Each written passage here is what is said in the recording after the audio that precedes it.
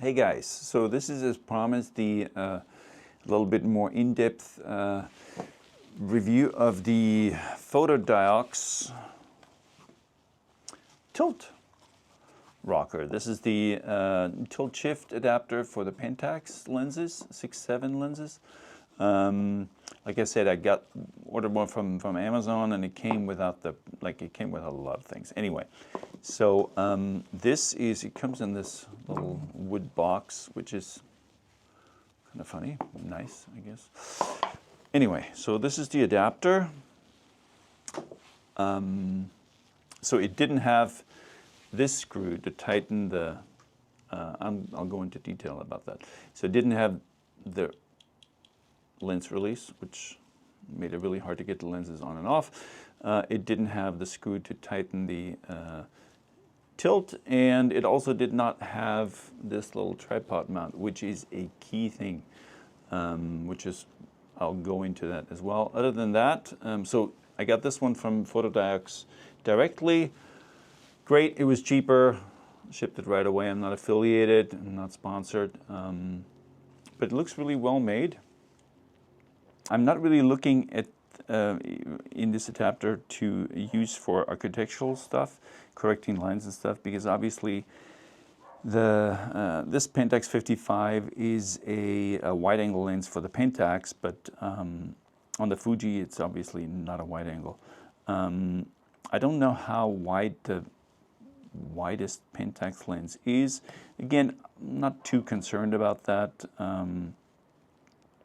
I have the 2035 Fuji, which is a great lens, and I'm perfectly happy with that, doing the corrections in post on that. I know that Fuji has the Tilt Shift 30 now coming out, or is already out, which seems to be an amazing lens.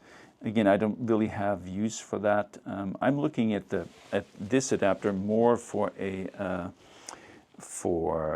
effect. And let me just explain real quick what I would be looking for. For example, I'm sure a lot of you guys are familiar with tilt. I can tilt the lens plane. Obviously the lens plane is parallel if this is the camera, so this would be the sensor plane. This would be the lens plane, all right? And then the focus plane is here. So if I change my f-stop, I get a wider plane of focus. You know, this will increase. And if I focus this forwards or backwards, this plane moves forward or backwards. If I have the film plane here and I tilt the lens plane, this focus plane tilts as well. These lines actually technically meet somewhere down here. So the focus plane, if I stop down, gets thicker, the area of focus. And if I focus, this goes this way or this way. Or if I rotate this, meaning if I tilt this way or this way, this gets tilted. So that is the effect that I'm looking for. Sometimes for landscape that's interesting. But there is one more thing, and this is where swing comes in when you rotate the lens. Let's say you have I'm going to draw this, let's say you have a portrait session, and there's a person with a gigantic nose and eyes. Beautiful, it looks like a chicken. Maybe it's a chicken. And we're shooting this with, again, film plane, camera plane, lens. That focus plane, if I want it on the eyes, is straight through here. Very shallow depth of field, beautiful. Now, if that chicken or person turns this way, again, I'm shooting this from the top, but the idea is the same. I can now swing the top of the front of the lens of the camera. I can swing the lens, and that focus goes through here. Because if these are parallel, as in here, that plane of focus is here. And this person, or chicken, has this eye in focus, and this one is not. So that is where swing comes in handy for portraiture. And the swing on this camera would obviously be, if I rotate this, if I shoot it in portrait, if I shoot it in portrait setting, this is the swing. Or the other way, obviously. So it's very important to have this rotating.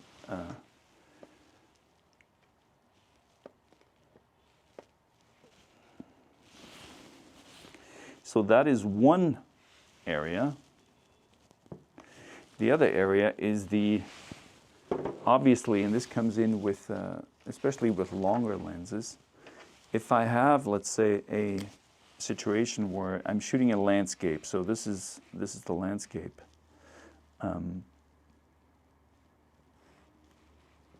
This is the landscape here. I have my camera set up here. That focus range, plane of focus is here. I can stop down, I can increase that, I can make it this much. If I tilt the focus, I can, for example, not only can I get, like I said before, the landscape into focus, I can also tilt this up. And at that point, this landscape, the plane of focus is actually cuts across it, which means that these areas and these areas are even more out of focus than they would be if I would have a straight plane of focus. So I can really play with focus. People call this the miniature effect, where you kind of tilt the lenses to get this special effect. So just wanted to explain that real quick. I'm sure most of you guys know this already. Okay, so I hope I didn't offend anyone with this quick explanation. Just wanted to show you guys what this is, what you can do with this. I'm actually really excited, and one of the things that I didn't really consider when I got this first is that the option to shift in this one, especially when mounted on a tripod, actually lets me, you know, I know that we can stitch in Photoshop and everything, and it's great, but this is moving the sensor and utilizing the circle of illumination, using everything the lens can show me, gives me actually a better stitch, because I'm not moving the lens, I'm not moving the eye, so it's not changing what the lens sees. It's just recording more of the same thing that the lens sees, which means that these files, I should be able to stitch some crazy numbers here. So we'll see how that works out. But that is something that where this comes in really handy. Okay, now we're live view in Capture One. This is the 105 with the number 2 extension tube. This is the 105 Pentax, wide open, so it's a 2.4. I just wanted to show the biggest effect of the Tilt ROKR. So this one, I'm gonna zoom. I'm always gonna try to focus the wide open and have the focus be on that right middle section smack in the middle of the screen where those two meet. So what I'm going to do is I will tilt all the way down now. Since I have the camera on the tripod, the lens will move. So the lens will move down. So what I'm going to have to do is tilt the tripod up to get it back where this is in the center. And now I'm going to focus on this. And since I am now shifted the plane to be a little more in line with the actual object, actually the object is pretty parallel to the camera. So this would be a tilt all the way down. You can see that the top and bottom of the frame is much more out of focus. So what I'm going to do now is I will center this again, and now I'm going to rotate the lens 180 degrees.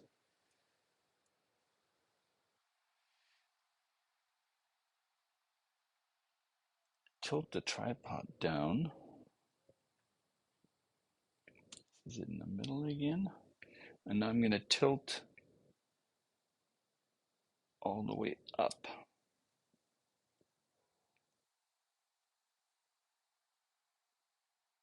Now I tilt it all the way up, and I'm going to reframe this again to have this center, this be all the way in the center. So the focus is actually kind of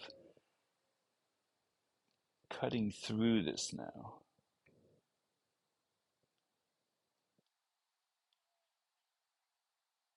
You can see that. So that's definitely a sliver of focus going pretty much against the plane of the object. Now I'm going to take the lens, and this is why I did this. I'm going to zero it again. I'm going to tilt the lens again. And now, let me go up again.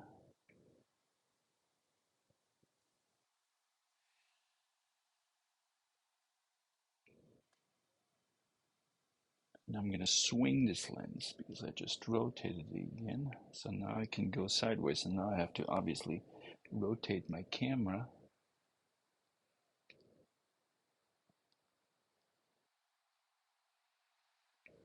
And focus again. And obviously the plane of focus changes every single time I do this. I can rotate the lens again the other way.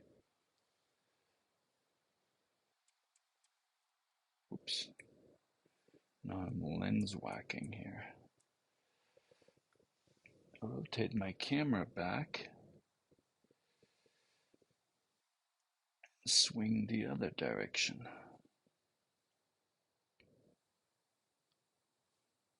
Have this be in focus. And again, a very different effect depending on where the focus is. I'm going to zero this lens again, rotate it so I can work a little more easily. Okay, I'm going to tighten this, put it in the middle there. Okay, lock down the tripod. And this is with the lens just zeroed again. I mean, with the adapter just zeroed again. Now, when I shift here, I can shift left or right. Again, for stitching, that's a great way. I'm seeing some fall off.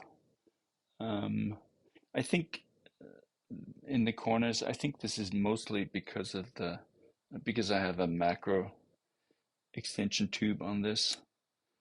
Again, if I rotate the lens,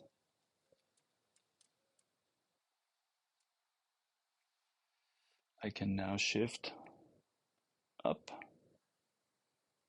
or down.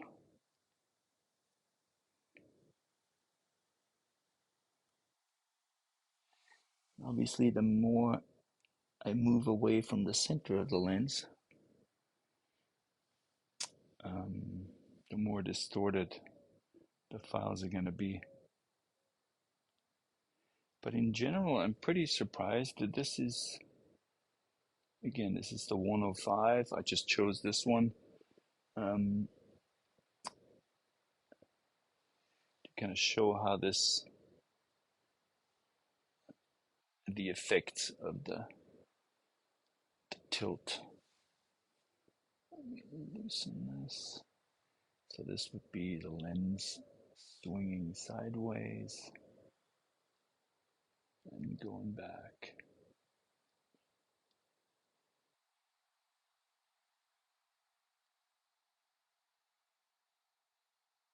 Yeah, there's almost no fall off on a there is. Never mind. I think that's probably pretty easy to correct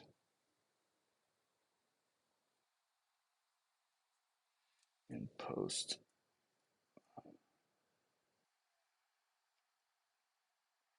Let's see if I would stop down.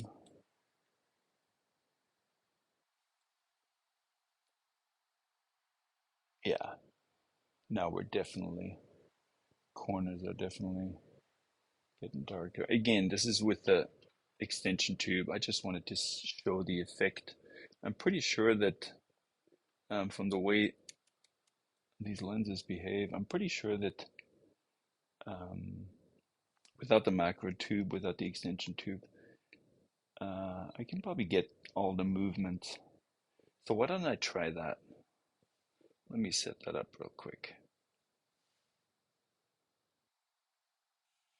So this is without the macro. Obviously, I'm gonna have to adjust the exposure a little bit. The macro tube, let's go to 250th. Obviously, the macro tube eats a little bit of light. This is harder to focus now.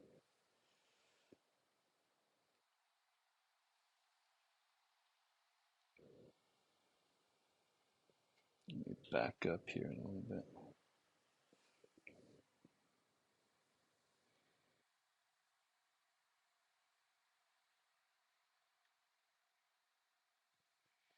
All right, let me do a full tilt. Oh, the corners are, I'm losing the corners if I stop down.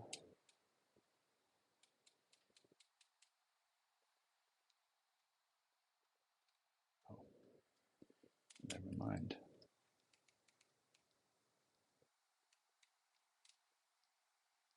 I am losing the corners.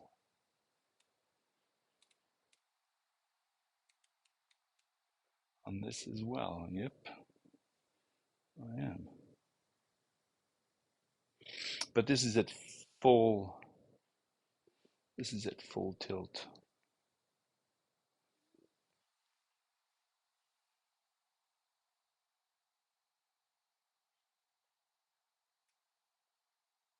Now you can see again the full effect here. Getting to the, definitely to the edges of the lens here. Let me try and do a shift as well, just to see. Huh. I'm surprised. I'm not losing more light in the corners here. I'm actually wondering, this should be pretty easy to correct still. Make it a 5.6. Let me adjust exposure here a little bit.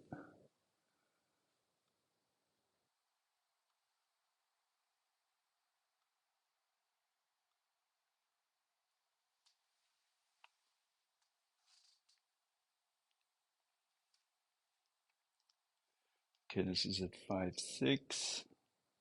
Yeah, this is hard.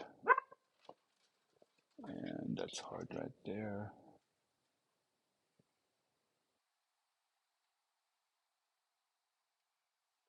Okay, so with this, at full movement, I'm definitely getting to the corners of the lens here. This would be the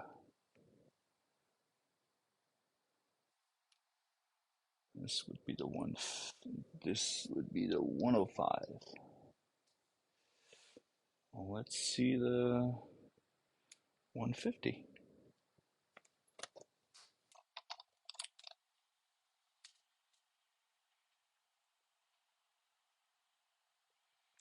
Okay, this is the 150. This has almost a 5-foot minimum focus range, so I have to back up to get this in focus. Okay, that should be.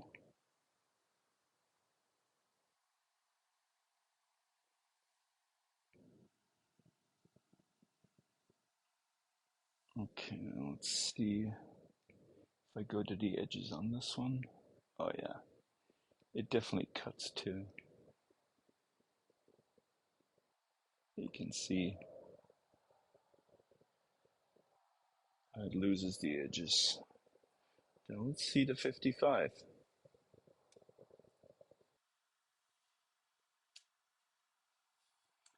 So the 55 has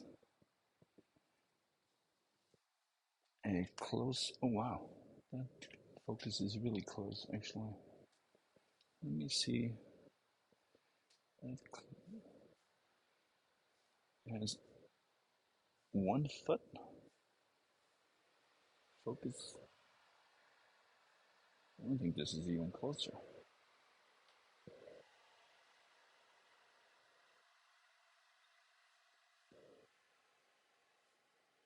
Well, I'm gonna just manually focus from here. Okay, let's see. So the 55, because it's a wide angle, should actually have the smallest circle of illumination. Let's see.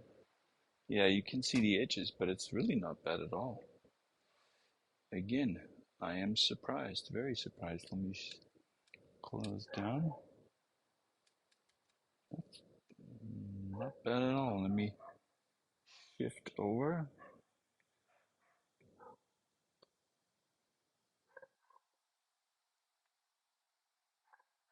This might have the biggest circle, which is surprising. I might have to dive into Pentax lenses and find out which ones actually have the biggest circle of illumination and see. I was looking at some macro lenses on eBay, and the 135 is seems to be one of the better ones. They're really cheap, so I'm probably going to get one of those and do a comparison. But so far so good. Just wanted to show you guys how this effect works with the tilt rocker. Like I said, it's really well made. Definitely a cool thing. Okay, so I took the adapter on the GFX out to one of my favorite locations here in Southern California, Leo Korea State Park. Beautiful day. There were some clouds changing. You'll see that in the exposure a little bit. So this is just showing you a couple of things that a way to use the adapter. All these are on the with the Pentax 55. I did not change the lens. It was pretty windy. I didn't really want to get sanded, and it kind of I got the effect that I wanted anyway on the 55. So so this is the 55 wide open, and you can see that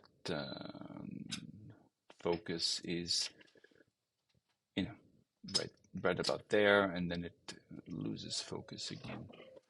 So this is wide open, and this is wide open with a little bit of tilt. You can see that the focus is all the way from here to all the way to that ship. All these were shot handheld, so that was a little bit challenging, I guess. Getting the tilt right with the focus. It's much easier if you have this on a tripod and make sure that you just move your your focus checkpoint around, and you can get better results. But this is actually pretty good, especially for wide open. So that worked pretty well. This is a classic miniature effect. See the plane of focus. You can see this is in focus, and this is in focus. So the focus runs all the way through here. So this is a obviously lens rotated a little bit and tilted, and you can see the full effect. I'm pretty sure this is wide open as well, so fall off is very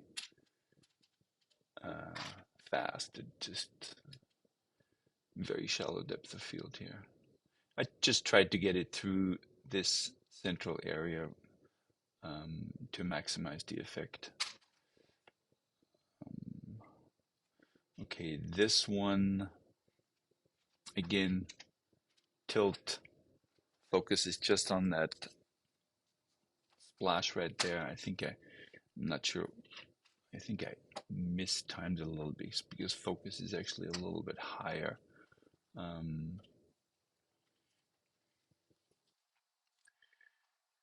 This is a classic tilt. Again, rotated the lens to get it into a vertical. And as you can see, it's shot with a 55, and this here all the way out to the horizon is in focus, which would be impossible on a if this wasn't tilted.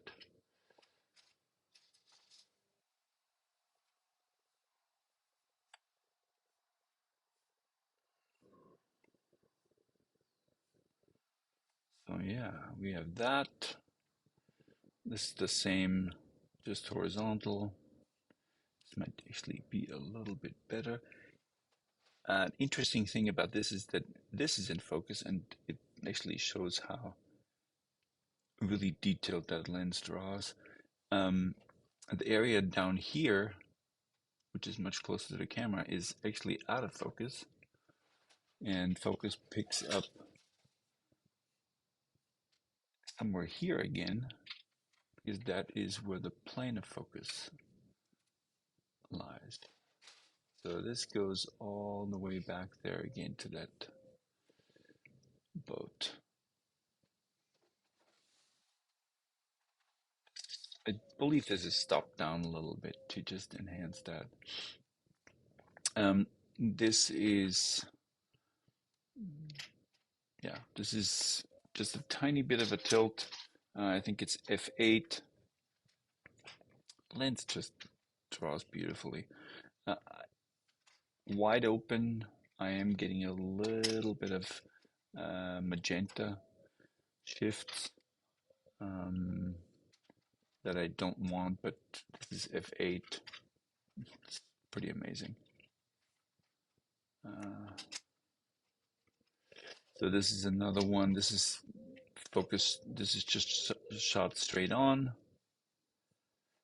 and this is with the miniature effect tilted. You can see focus just runs through here compared to this. And another miniature effect. And on this one, you can see this is wide open. You can see that when you zoom in, there's a little bit of magenta. I saw it, yeah, right here. These are not corrected in any way, so. The other interesting thing about this is in comparison to the tighter macro shots, that at far focus, the lens is, the 55 covers easily with all the movements all the way. So you can see this is a full tilt and there's no light loss in the corners at all. So that's not an issue. It obviously is an issue at really close focus and macro work, but again, only in very, very extreme corners. So. Okay, guys, if you've made it this far, this is the conclusion of the review for the Tilt ROKR Fotodiox. First thing I have to say, I am really impressed with the way this thing performs. It does everything it's supposed to do. It does it really well. It's built solid. There's a couple of things that I would like to point out. Obviously, other people have pointed out in my other reviews that the Fuji has the tilt shift lenses now, the 30 and the 110 macro, which are obviously, I mean, from what I've heard, they're fantastic lenses. The biggest advantage, in my opinion, that they have over this is that the movements with the Fuji tilt shift lenses, and with probably other tilt shift lenses in general, is that the movements are geared. These are not geared movements, meaning I can tighten this, but then it just kind of free flows, which is not a bad thing. It's just,